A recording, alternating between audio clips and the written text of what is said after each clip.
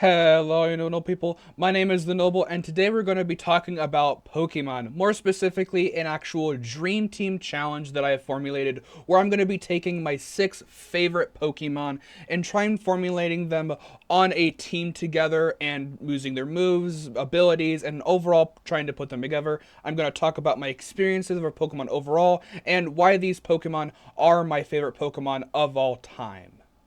I'm also going to have some general guidelines that I have to follow to make my overall team, and I would also recommend that you also follow these guidelines if you want to try this challenge for yourself. I 100% recommend doing this. I had a lot of fun making this video. Now, obviously, you won't have to do this in a video if you don't want to, but I had a lot of fun. I learned some stuff about my favorite Pokemon, and just talking about Pokemon and my favorite Pokemon in general is a topic that I really haven't got to do other than like talking with my brother. So being able to do this on the channel is always nice to geek out a little bit about a topic that I find interesting. So without further ado, let's get into the actual rules and criteria for this Dream Team challenge. The first one I want to instate is no legendary, mythical, paradox, Ultra Beast, none of those Pokemon. I want to kind of use the normal format of just pure Pokemon. I think normal Pokemon are obviously cool, and yes, I do have some favorite legendaries that obviously would have to be excluded from this list, but restricting yourself to just base Pokemon is more interesting. Now, this is not excluding pseudo-legendaries and starters. You can use those Pokemon. Your entire team could be starters for all I care, but no like legendary tier Pokemon, even some legendaries and mythicals that are considered not necessarily that good are still restricted in this Dream Team challenge. Actually designing your team to actually have synergy is the next rule. Don't just put a bunch of strong moves or very powerful moves on your Pokemon, and don't just go to the move set on Smogon to get the best move set for competitive for your team. You want to actually look at your team's strengths and weaknesses and develop a team that is coherent in the context of your other Pokemon. So the Pokemon complement to each other, but not necessarily be good overall. I had to actually pick and choose what moves I had for some of my Pokemon, because while these Pokemon aren't necessarily like weak or not necessarily strong, I had to give and take what their role would be in the team to be able to use my team most effectively. The last hard rule is going to be no overlap within the team. This means you can't choose the same Pokemon multiple times. Now, this should be very obvious. Most people don't have the same exact Pokemon on their team multiple times, but if you really only like a couple of Pokemon, you can't just have half your team be that Pokemon and the other half be the second favorite. You have to actually make a full different team of 6 individual Pokemon. The next kind of rule that I want to put in place is more of a guideline, and this is just have fun and do some different creative things with your team. The first thing that I'm doing is I'm actually going to break down, like I said, why I love these Pokemon, why these are my 6 favorite Pokemon. Each of these Pokemon have nicknames, and I will be referring to them usually by their nickname instead of by their actual Pokemon name, as these Pokemon are special to me and that I only see them as the nickname that I give them. And I think that's a little funny thing that I like to do with Pokemon. Now, obviously, you don't have to do this if you don't nickname some of your favorite Pokemon. That's fine. This is just a little bit of an add-on rule that I like to do because it kind of twists it up by me only calling the Pokemon by its nickname, I guess. The first Pokemon on the team is going to be a kind of a new contender that I've kind of had to think hard about. When it came to most of the Pokemon, I kind of knew exactly who were going to be in like the top 3, top 4, but I wasn't sure about some of the couple bottom slots in the number 5 and number 6 favorite Pokemon, so I had to debate a little bit until I settled on Zelda, my Aegislash. Aegislash, or Zelda as I'm going to be calling her for this video, is a Steel Ghost type from Kalos, or X and Y, and she's just a cool Pokemon. I love swords, obviously, who doesn't love swords, and I like Pokemon that are Objectmons. I think a lot of people don't like object mons just because, but the idea of pocket monsters means they can expand upon anything, and having just a sword as a Pokemon is such a cool design, and I love Zelda. Now, Zelda might be a little bit on the nose of a naming, but that was the name that I first gave my first Aegislash in X and Y, and I've stuck with it ever since. Zelda is what you would call a gimmick Pokemon, meaning that the base use of the Pokemon revolves around using either an ability, move set, or something that is considered gimmicky that is not just click one move and attack. And with Zelda, she has a signature ability that cannot be changed that is tied to how you use this Pokemon, that being its ability Stance Change. Stance Change is an ability which allows Aegislash to swap between its shield form and its blade form, actually drastically changing how its base stats look. It has a base stat total of 500, with a majority of the stats being put into the defenses of the Pokemon. Now, you may look at that and be like, oh, a sword Pokemon probably should not be that necessarily tanky and should probably be more on the offensive. That is where Stance Change comes in, as using any attacking move swaps Aegislash from being into its shield form to its blade form, swapping the defensive stats for offensive stats. Its signature move, King Shield, will put it back into its shield form, reversing the stat changes done, and it also acts as a protect, so you won't be able to get hit while using King Shield, and it also has a special thing that any opponent that does hit you while you are using King Shield gets their attack lowered by 2 stages. Unfortunately, this means while in blade form, I'm not going to be able to have any defense on Zelda, and Zelda also won't have that much HP to survive any attacks, especially if they're super effective. Meaning I'm going to have to play a back and forth game where swapping between attacking move and swapping between using King Shield to make sure that Zelda won't instantly faint in a battle. After looking over Zelda's movesets, I decided on a more bulky sweeper Pokemon, relying on Sword Stance while in shield form to boost up my attack stat to be insanely strong, and then sweeping a bunch of Pokemon with Sacred Sword and Iron Head. Now, while I don't like sweeper Pokemon too much, having the leftovers item does mean I'll get a little bit more healing back when I swap back to King Shield when I do need to try and get some health back with leftovers, as I can kind of stall out and be able to get a little bit of recovery. I overall am very happy of how Zelda played out, and while she is the least favorite of these 6 Pokemon, she's still an amazing Pokemon, and I can't wait to use her on the Dream Team. Next up is Volcarona, or as I like to call her, Velma. She is a bug fire type from Black and White, and I absolutely love moths in real life. Now, for bugs in general, I don't really tend to like bugs, but the idea that Pokemon can twist bugs into being something that look cool or cute or fantastical, they're really a cool idea to me, so I usually get drawn to bug type Pokemon. Unfortunately, a lot of bug type Pokemon are unfortunately not the best. However, in Velma's case, Velma is an extremely strong Pokemon, and I love to use her. The only downside of Velma is the fact that Volcarona gets its last evolution at like level 64, 63, so you usually don't get to use Volcarona until the very, very, very late game, but even then I still love this Pokemon. Velma is an insanely strong Pokemon with its special side, with its special attack, special defense, and even speed being insanely high, being above a threshold where it's actually going to be able to outspeed a lot of Pokemon, tank a lot of hits on the special side, and deal a lot of damage also on the special side. Now, its physical capabilities aren't the best. However, one of its abilities actually helps it in case of any physical attackers actually hit it. Volcarona has 2 abilities, being Flame Body and Swarm. Swarm simply powers up bug moves after you drop below a certain amount of health, while Flame Body actually hurts physical attackers. In Pokemon, any Pokemon that gets inflicted with the burn status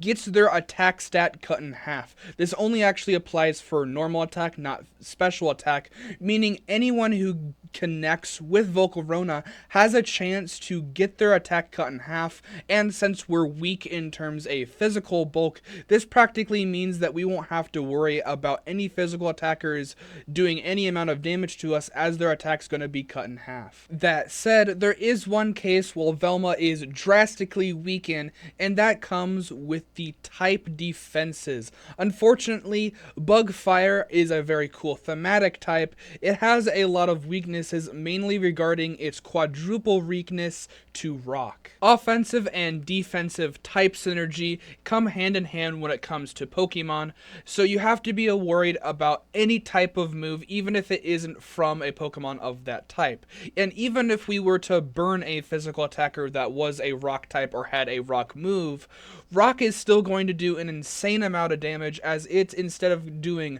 twice as much damage as a normal super effective would, like with flying and water, it's going to do 4 times as much damage. Meaning even if we were on max health, we're going to be taking an insane amount of damage, even if the attack was halved by the burn.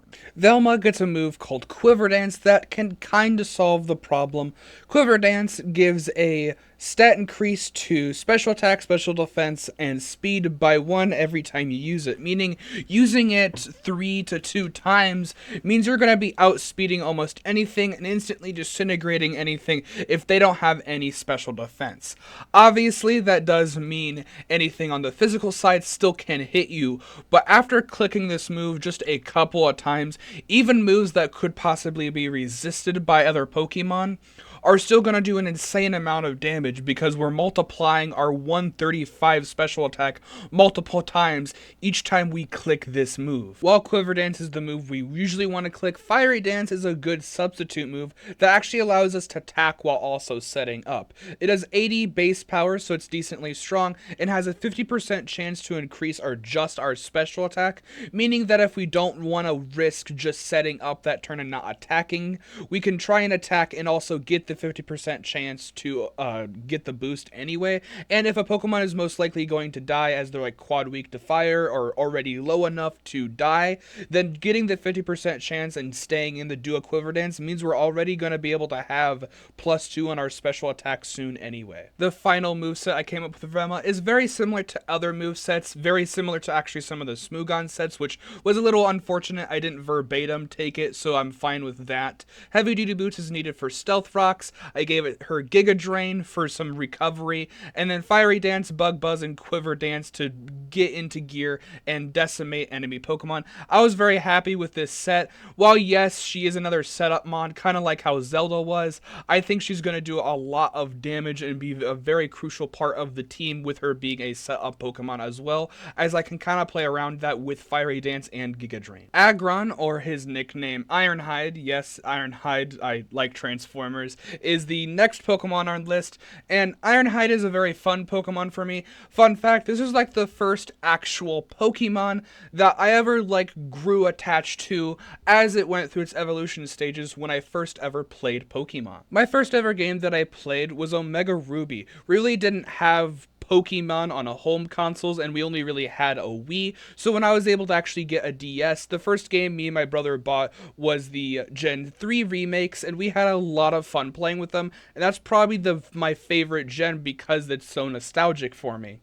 But I remember getting Aggron, the first evolution, on a route in near Gym 2, I believe, and carrying him through the entire team because I thought he was so cute. Even though he was decently weak and not really strong as Aggron, I thought he was such a cute little guy, and I loved having him on my team. Eventually, he evolved into Lyron, and I absolutely adored this even more. I thought him turning into kind of a metal stegosaurus was such a cool idea for a Pokemon, and I liked the idea that it wasn't a dragon type, as at the time me and my brother were constantly fighting over what type was cooler, either the steel or the dragon, and I kind of liked the idea that I could still have a dinosaur-like or dragon-like Pokemon that actually wasn't a dragon type at all. Now I don't really care about what typing a Pokemon is as long as it's cool and good, but at the time this was really much mattered to me, and I still remember arguing with my brother even today. And then when you get to Aggron, he gets even more dinosaur-like standing up, looking more like a T-Rex that actually has long arms.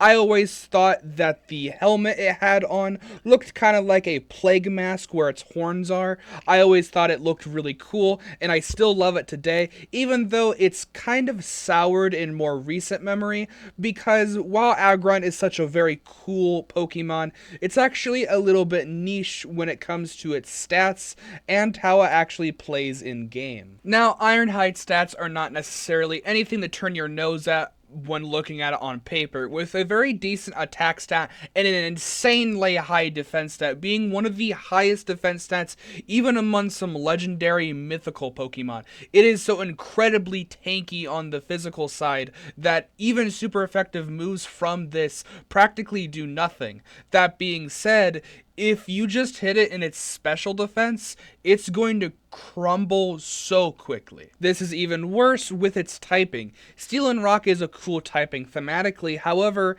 it gives you 2 4x weakness for only an immunity and some resistances. Well, yes, having resistance and even having some quadruple resistance against flying and normal types, being able to get hit from 2 types of attacks for 4 times is insanely bad. With Velma, it was bad with just being able to have Rock be a 4x weakness, but now having to worry about 2 types that can potentially kill you in one shot is going to be an insanely bad time. Its abilities kind of help with its weaknesses, mainly Sturdy, as if you are full health, any attack that would have fainted your Pokemon from max health, so it would have done an insane amount of damage, actually allows the Pokemon to survive on 1 HP, meaning that we would be able to switch Ironhide out, or possibly even retaliate with our own super effective move that will kill the enemy Pokemon. Its next ability, Rockhead, actually works with a certain type of move.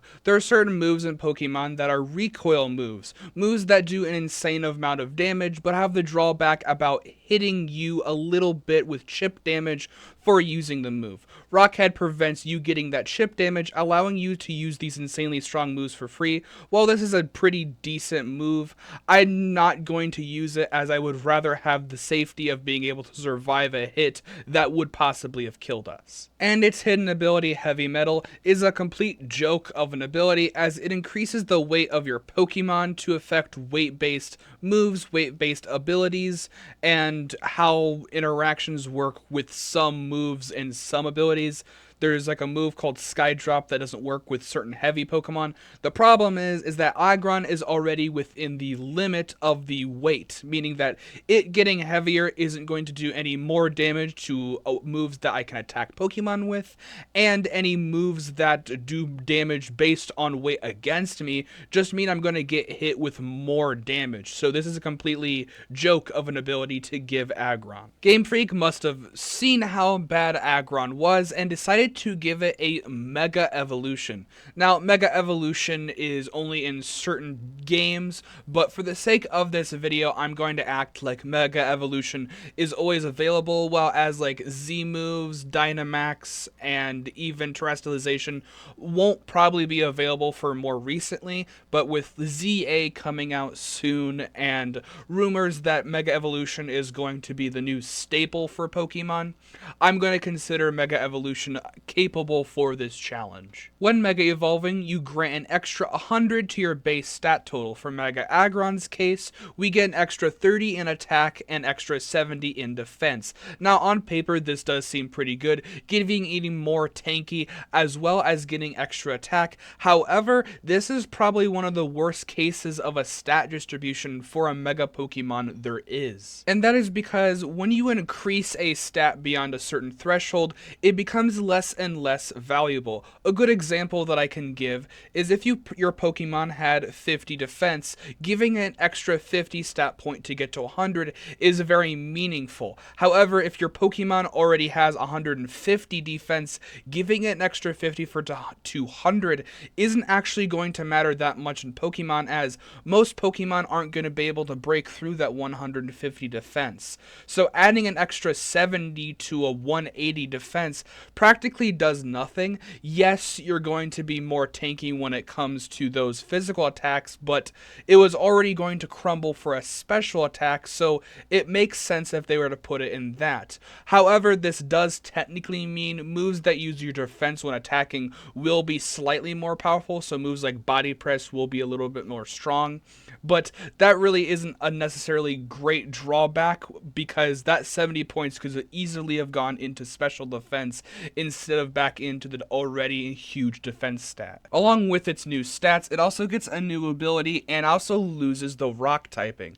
Now, its new ability filter isn't necessarily bad, but it's bad in comparison to sturdy. Filter reduces the damage of super effective moves hit on Aggron and making them 1.5 times effective instead of being double effective. And while lowering the damage you receive against effective moves by pretty much 50%, it actually isn't as good in comparison to sturdy, as if a strong fire type move that on the special side was going to hit Aggron anyway, even if it's getting reduced in power by 50%, if that move is going to kill us no matter what, we would still rather have sturdy, so this ability actually isn't that good in comparison to the ability we had before we Mega Evolved. And with its losing its rock type, it is kind of like a double-edged sword in the fact that losing the quadruple weakness to fighting and ground is good. We also lose something called stab,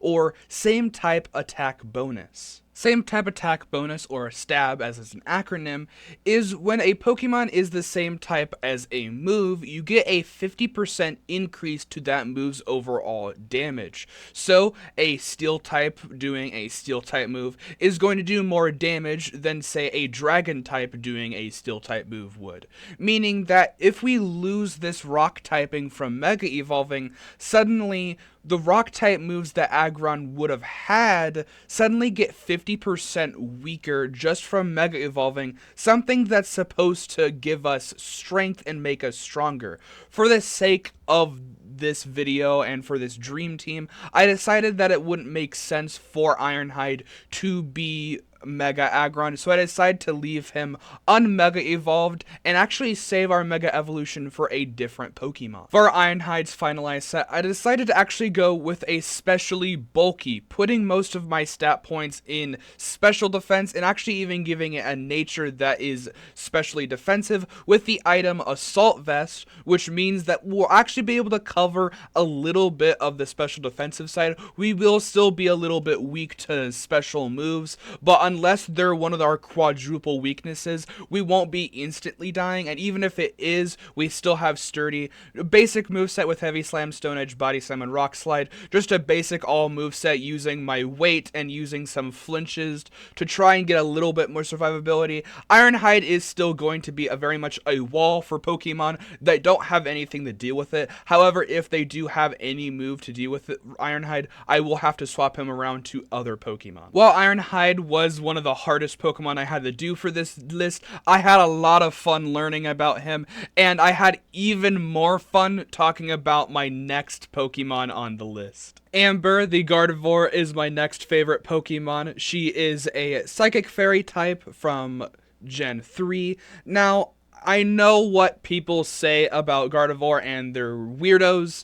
I just thought Gardevoir was such a cool Pokemon because at the time when I first started getting into Pokemon with the Gen 3 remakes, I really thought Pokemon was just going to be mostly dragon Pokemon, mostly like monsters. I didn't really think that Pokemon could really be anything more than actual animals. So the fact that like a actual humanoid monster alien type creature was a Pokemon was always so cool to me, and Gardevoir was also the first Pokemon that I really saw in the actual anime, with actually watching XYZ with my brother and seeing Champion Diantha with her Gardevoir. I thought it was such a cool Pokemon using Shadow Ball and a bunch of other moves. I thought it was so cool, and I love Amber today. Obviously, people who say they like Gardevoir always get a weird look, and those are weird people. This is an amazing Pokemon with such a cool and elegant design, and I absolutely adore it, and it's definitely earned its spot on my dream team. Amber's stats are a little weird as it is a very good special attacker with 125 special attack and 115 special defense and a pretty decent speed and HP stat.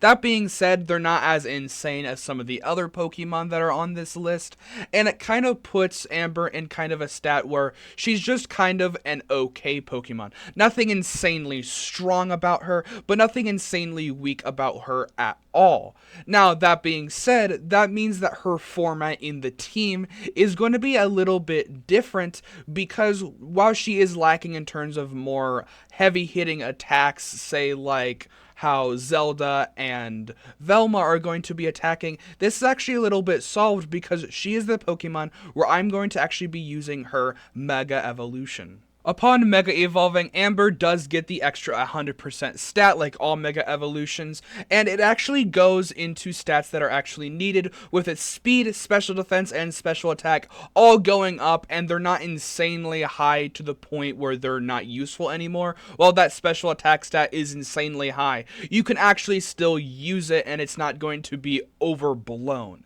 Now, that being said, there is always a draw off when it comes to using Mega Evolution. Obviously, you can only have one Mega Evolution on a team, but base Amber still has some uses, mainly with her abilities, then compared to the ability of her Mega Evolution. All of Amber's base abilities are actually pretty useful. Synchronize is very simple. It copies the stat you are infected with upon the enemy. So if you get burned, poison, frozen, that is going to apply to the enemy, which is kind of like a haha I got you. But that being said, if you do get burned, poisoned, most of those attacks are probably going to do an insane amount of damage to you anyway, so it's only going to matter for a little bit. Trace is actually very good as it traces the enemy's ability. Now, this can be very good, especially if the enemy has a very good ability, and even if they have a bad ability, we can still get intel based on what their ability actually is.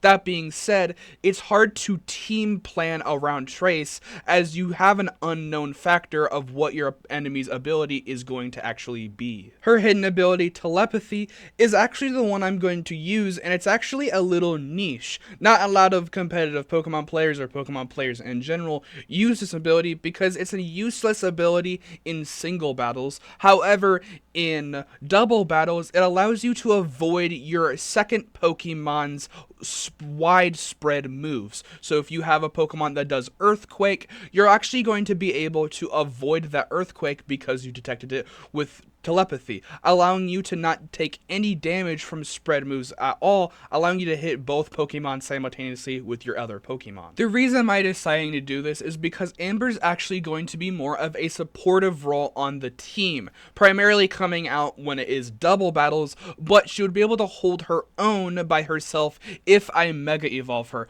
By herself, Gardevoir really isn't anything special unless you have chance to set up with like a Calm Mind or stuff, but I already have two set up Pokemon with Zelda and Velma, so having another Pokemon like that isn't necessarily good. So being able to have a Pokemon that can have two use cases for both singles and doubles is extremely good. The reason I came to this conclusion is because of how her weaknesses and also how her ability correlate. Her weaknesses with Psychic and a Fairy typing actually mean, well, yes, she is a resistant against two typings, has an immunity to Dragon like all fairies do, and only is weak to three typings.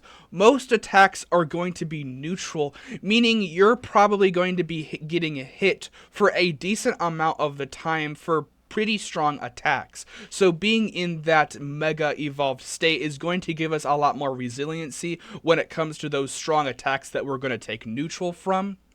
And with Pixelate, this also just gives us more options for moves, as Pixelate makes it so that all normal type moves turn to Fairy and get a little bit of attack boost. This also applies the Stab, which I talked about previously, to those now new Fairy moves, allowing them to do a pretty decent amount of damage. Tied with that, with our insanely high special attack from our Mega Evolution, we're actually going to be doing a lot of damage. And if we don't decide to Mega Evolve, Amber will actually be a support supportive Pokemon with some of her new movesets that I want to give her. Her final complete moveset is completely different than anything I've researched because I kind of did my own thing. While some of the other Pokemon I kind of did basic overall with a kind of twist, I've never actually seen this entire moveset before. I decided to make Amber extremely speedy and also extremely bulky with a lot of HP and even some special attack. I decided to give her Psychic and Hyper Voice,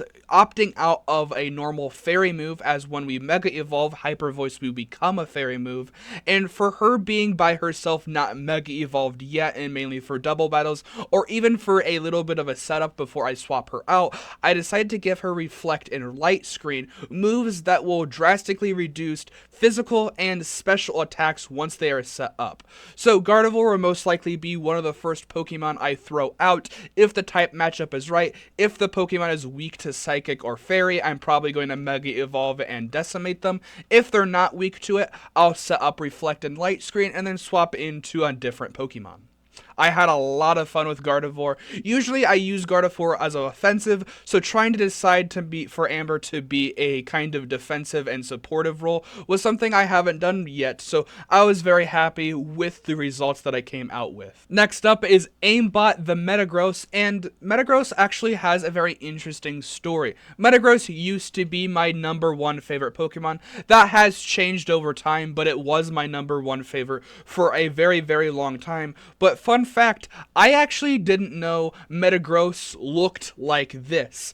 As growing up, I thought it was its shiny colors normally. When growing up, and the first game I played being the Gen 3 remakes, like I have stated, Steven, the champion, had a shiny Metagross in the anime. Now, in the games, even in the original Gen 3 games, he didn't have a shiny Metagross. But for whatever reason, in the anime, he does.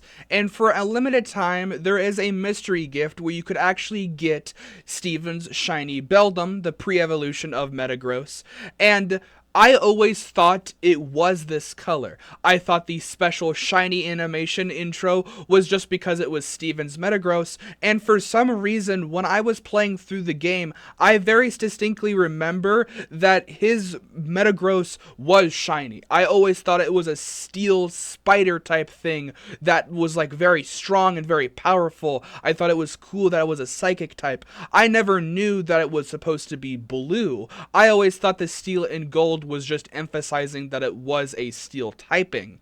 So when I got hit with reality that the base colors of Aimbot actually aren't the nice silver and gold that I was led to believe, it actually kind of hurt me a little bit. Now, obviously, I went to learn what a shiny Pokemon is, but ever since, I never catch a single Metagross unless I can get it shiny first, because that is what its true colors are to me, even till today. Aimbot is what is called a pseudo-legendary, meaning that it is a Pokemon that evolves in 3 stages, so baby, middle, and end, and it has a base stat total of exactly 600.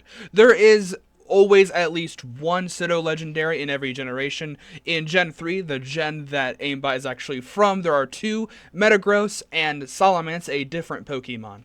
All of these Pokemon are insanely strong, which is why they are called pseudo-legendaries. They're not necessarily actual legendary Pokemon, but they're usually insanely hard to catch, and also insanely strong in general. And that is definitely the case for Aimbot, as it is insanely strong in its attack, insanely strong in its defense, and even actually relatively good in both special attack and special defense. While its speed isn't anything to write home about, it actually is overall very good. You can use it as a special attacker, you can use it as a normal attacker, it can tank hits in both special and physical defenses. It's insanely good and very capable all over. And it even also has a mega evolution to even improve upon these stats even more. Overall, it uses actually every single one of its stat points insanely effectively, splitting up the 100 additional stat points across everything, increasing this Pokemon's output to be insanely. While it was already a decent good mixed attacker with very good bolt, it now increases its capabilities even more, just making it overall just better at what it already was doing. Now, I'm not going to Mega Evolve Aimbot in this case for the Dream Team, as I would rather him have a actual different item instead of holding his Mega Stone. So I don't want to use the Mega Evolution necessarily. It does have a separate ability called Tough Claws, which powers up contact moves, usually more on the physical side. Its normal ability, Clear Body, actually prevents all stat drops, so I would rather have an ability that prevents me from getting weaker than an ability that makes me already stronger, because I could still get weaker with the Tough Claws ability, but I can't get weak with the Clear Body ability. And Amber is already filling the role for our Mega Evolution. The overall moveset I decided to give Aimbot is actually hinges on its item, but I want to talk about that last. The moveset is very simple and very streamlined. A lot of other movesets tend to use these moves. Earthquake is actually a spread move that Amber will be able to avoid in case of any double battles. Heavy Slam uses the incredible weight that Metagross actually has. Psychic Fangs has a lot of damage potential, and it also is a stab move and also physical. Knockoff can get rid of items enemies have, so we won't have to worry about any like rocky helmets or potentially any items that would be degrading to us. For overall stat distribution, I decided to make Aimbot a very bulky in terms of HP, and then decided to split his attack and his speed down the middle to give him kind of the speedy attacker, but with the extra bulk that he can need to survive some hits with his item. The Steel Psychic type actually makes this possible, with Steel Psychic having great synergy, resisting a lot of moves, and only having 4 weaknesses. And since Metagross is so tanky in physical defense and special defense, we'll actually be able to tank some super effective hits as long as they're not set up. And with the weakness policy item, anytime we get hit by a super effective attack and we have this item available, it will boost our attack by 2 whole stages. And with the Clear Body ability, our enemy actually won't be able to lower our attack to its original state, allowing us to potentially sweep entire teams simply because they hit us with a super effective attack.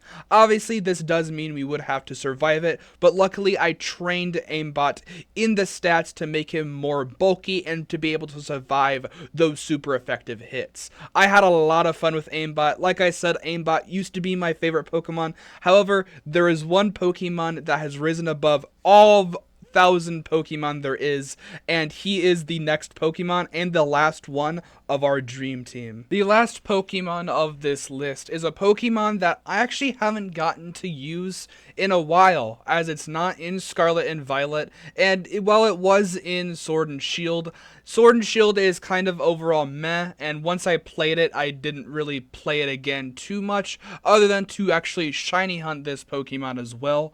Now, while it doesn't have a story like Aimbot with its shiny being the only way I see it, this Pokemon is one Pokemon that I have grown to love because of how cool it is, in spite of the fact that overall it's probably the weakest Pokemon on our team, with how niche its ability and how I'm going to have to use it is. Neptune the Golisopod is the last Pokemon on this list. He is a bug water type from Sun and Moon, and I've grown to love this Pokemon in spite of its shortcomings. Now, its shortcomings aren't necessarily that bad, as its overall stat distribution actually isn't that bad, and its bug water typing, while bug isn't necessarily a good typing, water actually complements this typing very well. With no overlap over the 2 types, you're only actually weak to electric, rock, and flying types, and you can very easily play around those Pokemon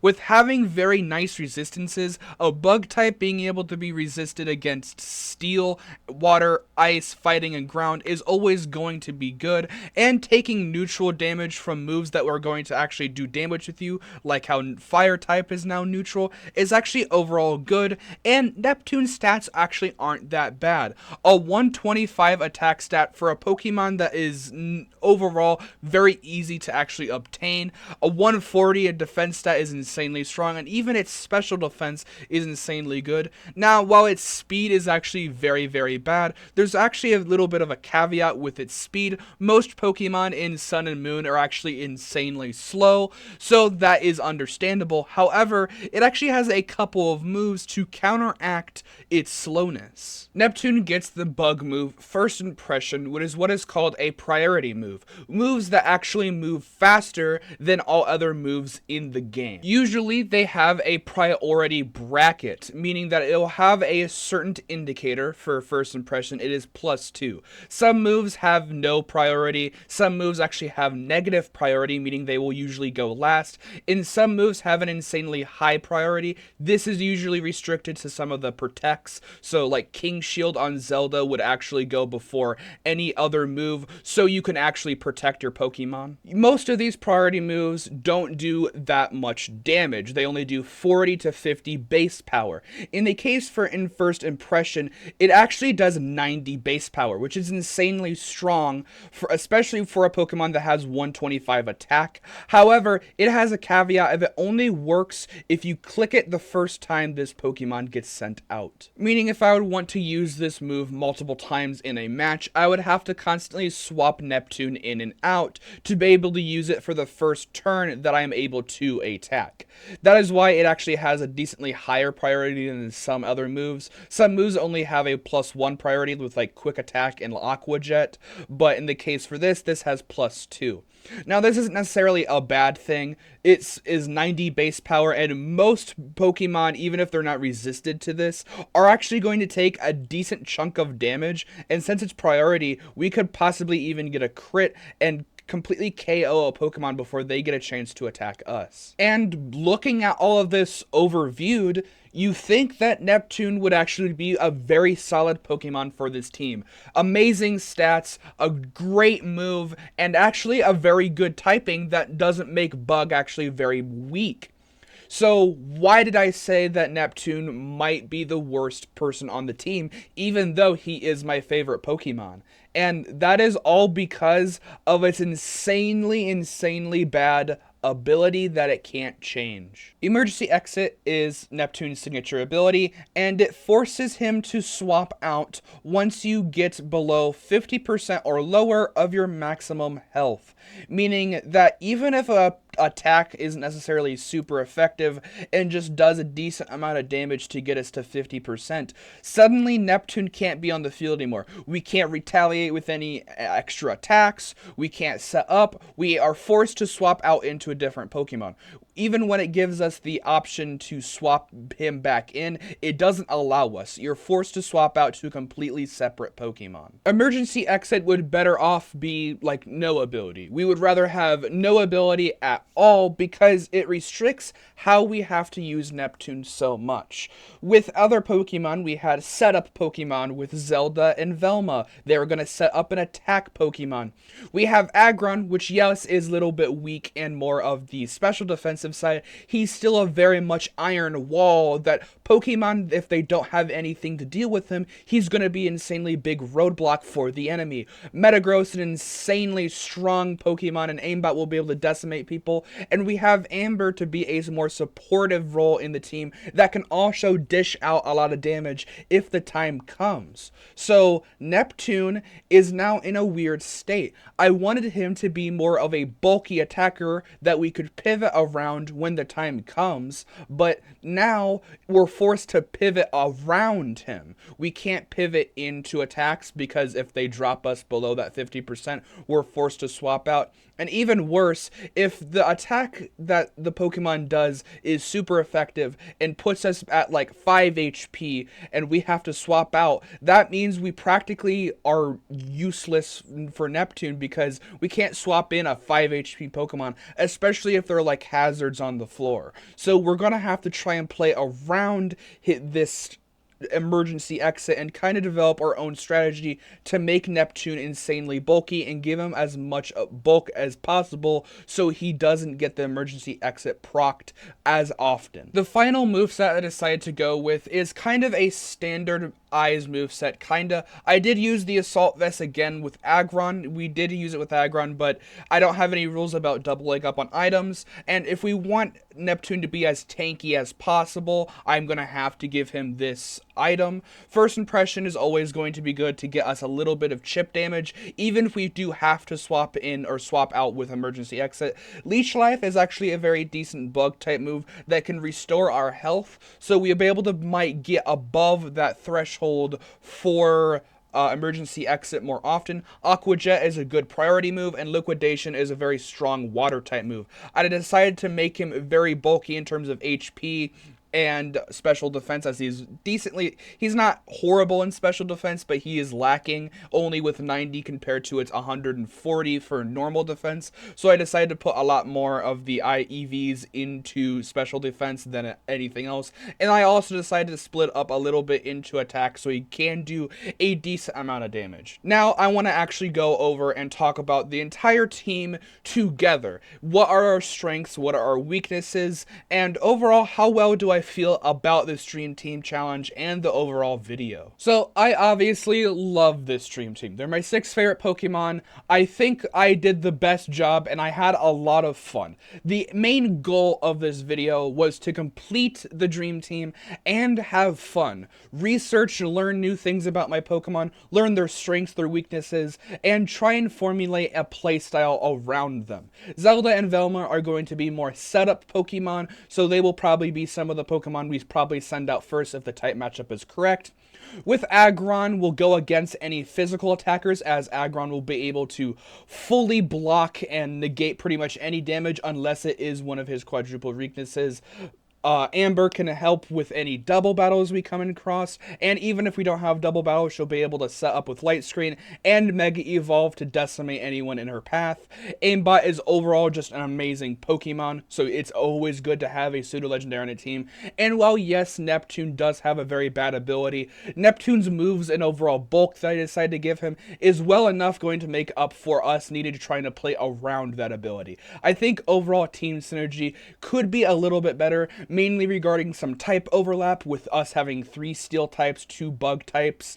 We don't have all of the abilities and we don't have all of the moves that could have necessarily been perfect. There are more Pokemon with better abilities, better moves, better typings.